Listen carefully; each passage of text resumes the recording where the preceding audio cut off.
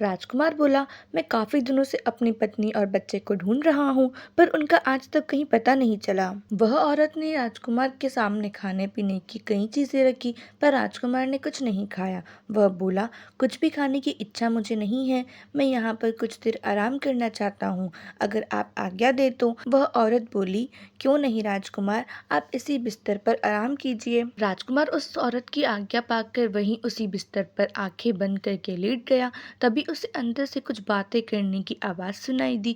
वह औरत कह रही थी, बाहर जाकर देख, तेरा पति और तेरे बच्चे का पिता तुम दोनों को ढूंढता हुआ यहाँ आ पहुंचा है, तू बाहर जाकर उससे मिल। तभी उसे किसी के बाहर आने की आहट सुनाई दी। राजकुमार ने झट से अपनी आंखों पर हाथ रख लिया ताकि वह चुपके से उस औरत का चेहरा देख सके। उस लड़की ने धीरे से उस राजकुमार के पास आकर उसे पहचानने की कोशिश की, पर उसकी बड़ी हुई दाढ़ी से वह उसे नहीं पहचान पाई। पर राजकुमार झट से अपनी पत्नी को पहचान गया। जब उसने उस लड़की के हाथों में बच्चे को देखा तो उसे लगा कि यह कोई और औरत होगी, क्योंकि उसकी पत्नी के हाथ तो सचमुच के नहीं बल्कि चांदी के थे। वह बात की सच्चाई जानने के लिए एकदम उठकर बैठ गया। उसे नजदीक से देखकर उसकी पत्नी उसे पहचान गई और बोली, मैं आपकी अभागी पत्नी और यह आपका अभागा बेटा है। राजकुमार को उस औरत की बात पर विश्वास नहीं हो रहा था कि यह सचमुच के हाथों वाली औरत उसकी पत्नी है।